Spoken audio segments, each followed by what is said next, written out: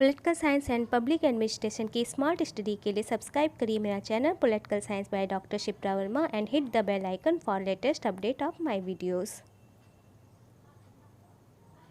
Hello dear friends, मैं doctor Shipra Verma स्वागत करती हूं आपका अपने channel political science by doctor Shipra Verma में। डियर फ्रेंड्स, जैसा कि आप सभी थंबनेल को देखकर जान गए होंगे कि आज मैं पाश्चात्य राजनीति विचारक वेस्टर्न पॉलिटिकल थिंकर्स पे प्रैक्टिस सेट लेकर आई हूँ। ये दोनों ही मीडियम होंगे, हिंदी और इंग्लिश बोथ में। तो अंत तक वीडियो में बने रहिएगा और इस प्रैक्टिस सेट में पार्टिसिपेट करके अपना स्कोर कमेंट जरूर से करिएगा। तो पहला क्वेश्चन है आपके सामने, प्लेटो ने लोकतंत्र की अतिवादी प्रवृत्ति से घृणा की है, ना कि सामान्य लोकतंत्र से, यह किसने कहा? आपके ऑप्शन है ए बर्लिन, बी क्रॉसमैन, सी सेवाइन और D McIlwain. Plato hated the extreme tendency of democracy, not who told the general democracy। आपके ऑप्शन है बर्लिन, क्रॉसमैन, सेवाइन और मैकलवेन। तो इस क्वेश्चन का राइट आंसर है ऑप्शन डी मैकलवेन। मैकलवेन का यह कहना था कि प्लेटो ने लोकतंत्र की अतिवादी प्रवृत्ति से घृणा किया है, ना कि सामान्य लोकतंत्र से। नेक्स्ट क्वेश्चन आपके सामने, क्वेश्चन नंबर 2 है, प्लेटो ने न्याय के लिए यूनानी शब्द डिक्योसीन का प्रयोग किया है, जो निम्नलिखित में से किसके निकट है? Plato describes the Greek word for justice which is closest to which of the following. आपके ऑप्शन है ए नैतिकता एथिक्स, बी कानून यानी लॉ, सी विधि यानी लॉ और डी विधि व नैतिकता यानी लॉ एंड एथिक्स। चलिए बताइए कि प्लेटो ने न्याय के लिए जो यूनानी शब्द का यूज़ किया था, जिसे डिक्योसीन कहते हैं, ये किसके अधिक निकट है? तो इस क्वेश्चन का राइट आंसर है ऑप्शन ए, यानी नैतिकता या एथिक्स के निकट है। न्याय के लिए जो यूनानी शब्द डिक्योसीन प्रयोग किया था प्लेटो ने, तो वो नैतिकता के अधिक निकट है। क्वेश्चन नंबर 3 है आपके सामने, अरस्तु को ग्रंथ संग्रह करने का बहुत बड़ा शौक था, इसलिए उसके घर को पाठक का घर किसने कहा? Aristotle was very fond of collecting books, who called her house in the reader's house। आपके ऑप्शन है ए प्लेटो, बी रूसो, सी ग्रीन और डी हीगल। बताइए, अरस्तु को ग्रंथ संग्रह करने का शौक था, इसलिए उसके घर को पाठक का घर किसने कहा था? आप लोग चाहें तो वीडियो को पॉज कर लिया करिए। अगर आपको लगता है कि मेरी स्पीड ज़्यादा है तो आप लोग वीडियो को पॉज करके राइट आंसर देने की कोशिश किया करिए और कमेंट में मुझे अपना स्कोर जोर से बताया करिए। तो इस क्वेश्चन का राइट आंसर है ऑप्शन ए प्लेटो। प्लेटो ने ये कहा था कि चूँकि अरस्तु को ग्रंथ संग्रह करने का शौक है, इसलिए उसके घर को पाठक का घर कहा जा सकता है। नेक्स्ट क्वेश्चन है आपके सामने, अरस्तु प्रथम राजनैतिक वैज्ञानिक था, यह किसने कहा? Who said Aristotle was the first political scientist? आपके ऑप्शन है option A Barker, option B Maxey, option C Foster और ऑप्शन डी कार्ल पापर। बताइए, अरस्तु को प्रथम राजनैतिक विचारक या वैज्ञानिक किसने कहा था? तो डियर फ्रेंड्स, इस क्वेश्चन का राइट आंसर है ऑप्शन बी मैक्सी। मैक्सी ने कहा था कि अरस्तु प्रथम राजनैतिक वैज्ञानिक है। नेक्स्ट क्वेश्चन है आपके सामने कि निम्नलिखित में से कौन सा प्लेटो की शिक्षा के बारे में गलत है? आपके ऑप्शन है ऑप्शन ए प्लेटो की शिक्षा स्पार्टा व एथेंस की शिक्षा प्रणाली का समन्वित रूप है, ऑप्शन बी एथेंस से प्लेटो ने बौद्धिक शिक्षा प्राप्त की, ऑप्शन सी स्पार्टा से शारीरिक शिक्षा को ग्रहण किया और ऑप्शन डी 20 से 30 वर्ष तक की आयु तक व्यायाम, साहित्यिक व संगीत की शिक्षा देने की बात प्लेटो करता है। आपको बताना है कि इनमें से कौन सी प्लेटो की शिक्षा के बारे में गलत कथन है। आप लोग चाहें तो वीडियो को पॉज कर लीजिए, इस क्वेश्चन को पूरा कंप्लीटली ठीक से पढ़ लीजिए, फिर अपना आंसर दीजिए। तो बताइए, इस क्वेश्चन का राइट आंसर क्या होगा? प्लेटो की शिक्षा पद्धति के बारे में कौन सा कथन गलत है? तो इस क्वेश्चन का राइट आंसर है ऑप्शन डी। ऑप्शन डी में ये कहा गया है कि 20 से 30 वर्ष तक की आयु तक व्यायाम, साहित्यिक व संगीत की शिक्षा की बात प्लेटो करता है। ये पूरी तरह से गलत है, क्योंकि प्लेटो प्रारंभिक शिक्षा के अंतर्गत, जो कि 18 वर्ष की आयु तक प्राप्त होती है, उसके अंतर्गत व्यायाम, संगीत की शिक्षा के बारे में जोर देता है, जबकि 20 से 30 वर्ष तक की आयु तक जो शिक्षा प्रदान की जाती है वो उच्च शिक्षा प्रदान की जाती है, और जिसके अंतर्गत क्या अध्ययन करवाया जाता था? विज्ञान और तर्क के अध्ययन पर बल देता था। जो 20 से 30 वर्ष की आयु तक जो शिक्षा प्रदान की जाती थी वो प्लेटो द्वारा प्रतिपादित उच्च शिक्षा की बात करता था। प्लेटो इसके अंतर्गत विज्ञान और तर्क के अध्ययन पर बल देता था, क्योंकि विज्ञान तथा तर्क के आधार पर ये उच्च शिक्षा प्राप्त करने का लक्ष्य था। शासकों में या दार्शनिक, उसमें से दार्शनिक और सैनिकों में तर्क की भावना या विज्ञान की पद्धतियों को जानने के लिए बल देना। तो इसलिए ये कथन गलत है, क्योंकि जो संगीत और व्यायाम की शिक्षा प्रदान की जाती थी वो सिर्फ और सिर्फ 18 वर्ष की आयु तक प्रदान की जाती थी। बाकी के जो तीनों ऑप्शन हैं वो सही है, लेकिन ये जो चौथा ऑप्शन है, ऑप्शन डी है, वो गलत है। देखिए, मैंने डिटेल वीडियो लेक्चर बनाया है, चाहे वो प्लेटो के बारे में हो, चाहे वो अरस्तु के बारे में हो, चाहे वो कोई भी पाश्चात्य राजनीति विचारक हो या भारतीय राजनीति विचारक, उनके बारे में मैंने डिटेल वीडियो लेक्चर बनाया है। तो आप लोग चाहें तो उन्हें देख सकते हैं। चलिए देखते हैं नेक्स्ट क्वेश्चन। नेक्स्ट क्वेश्चन है आपके सामने कि प्लेटो टुडे पुस्तक के लेखक कौन है। आपके ऑप्शन है, option A Crossman, option B Nettleship, option C Karl Popper और ऑप्शन डी A.I. टेलर। आपको बताना है कि प्लेटो टुडे बुक के ऑथर कौन है। तो इस क्वेश्चन का राइट आंसर है option A Crossman. Plato today book के ऑथर हैं क्रॉसमैन। इस क्वेश्चन में आपसे पूछा जा रहा है कि प्लेटो की पुस्तक एपोलॉजी को गुजरात की भाषा में किसने अनुवादित किया। यानी प्लेटो की पुस्तक जो एपोलॉजी है उसको गुजराती भाषा में किसने अनुवाद किया। Plato's book apiology who translated into Gujarati. आपके ऑप्शन ए है महात्मा गांधी, ऑप्शन बी है महादेव देसाई, ऑप्शन सी है सरदार पटेल, ऑप्शन डी इनमें से कोई नहीं, यानी नन। आपको बताना है कि जो प्लेटो की बुक थी एपोलॉजी, उसका गुजराती भाषा में किसने ट्रांसलेट किया। तो इस क्वेश्चन का right answer option A Mahatma Gandhi. जैसा कि आप सभी जानते हैं कि महात्मा गांधी को बुक पढ़ने का बहुत अधिक शौक था और वो विभिन्न विचारकों की बुक को पढ़ते रहते थे, और जो बुक उनको अच्छी लगती थी तो उस बुक में दिए गए फैक्ट्स को वो अपने जीवन में उतारते भी थे। तो आज का आपका होमवर्क है, और मैं चाहती हूँ कि जो भी ये वीडियो देखे वो मेरे इस होमवर्क में जो मैं पूछ रही हूँ उसका जवाब ज़रूर से दे। तो आपको ये बताना है कि महात्मा गांधी जी ने किसकी बुक से प्रभावित होकर अहिंसा के सिद्धांत को अपने जीवन में उतारा। ठीक है, ये आज का आपका होमवर्क है।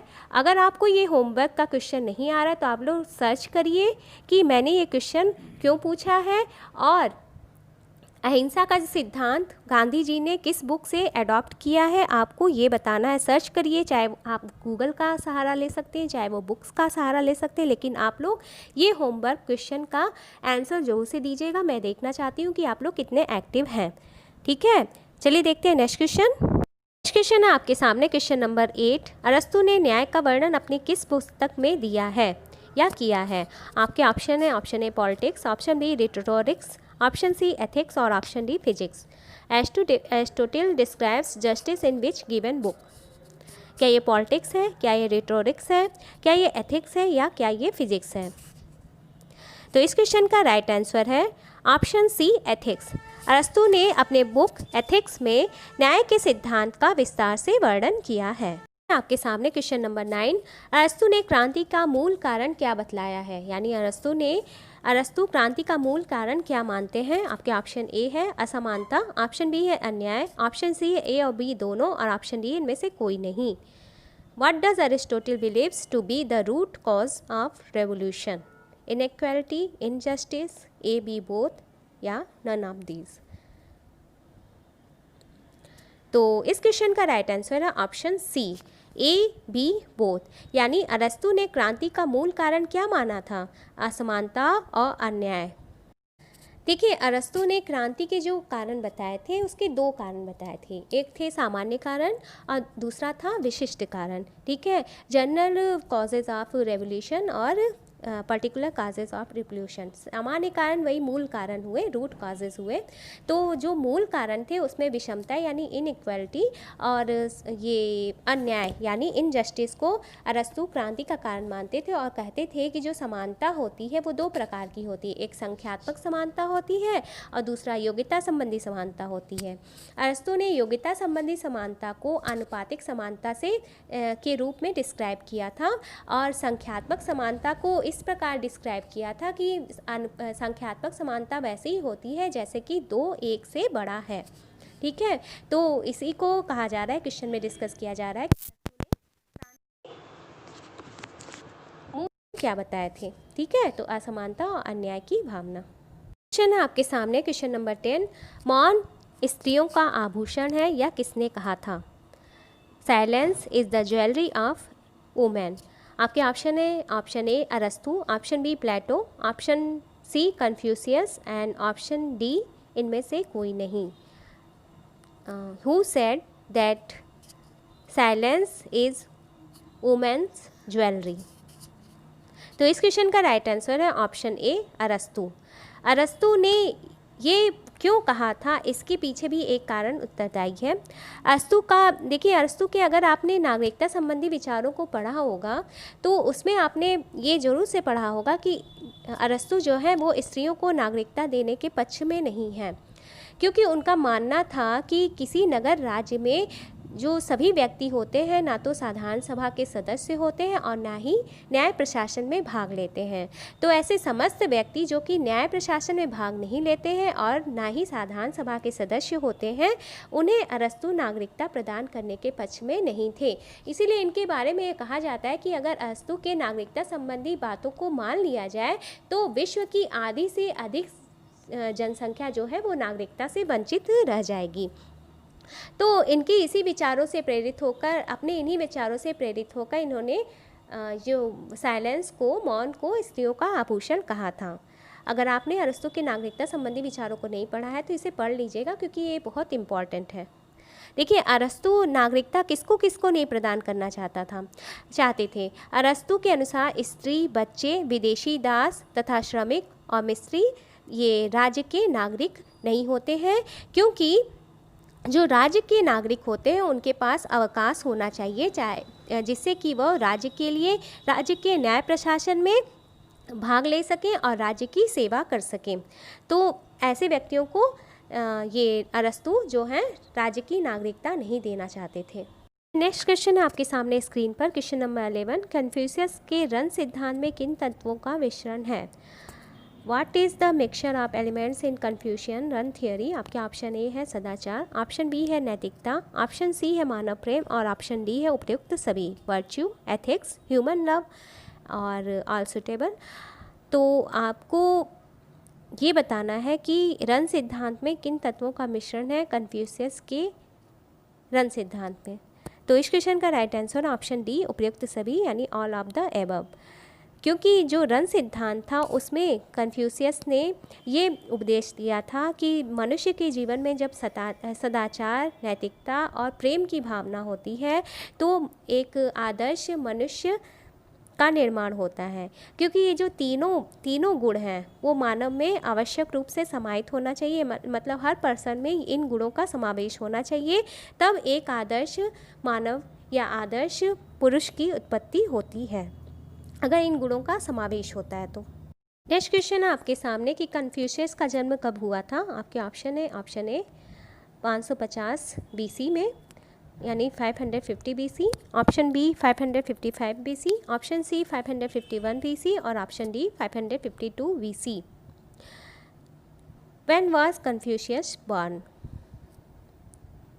तो इस क्वेश्चन का राइट आंसर है ऑप्शन ए 550 BC, यानी 550 ईसा पूर्व में कन्फ्यूशियस का जन्म हुआ था।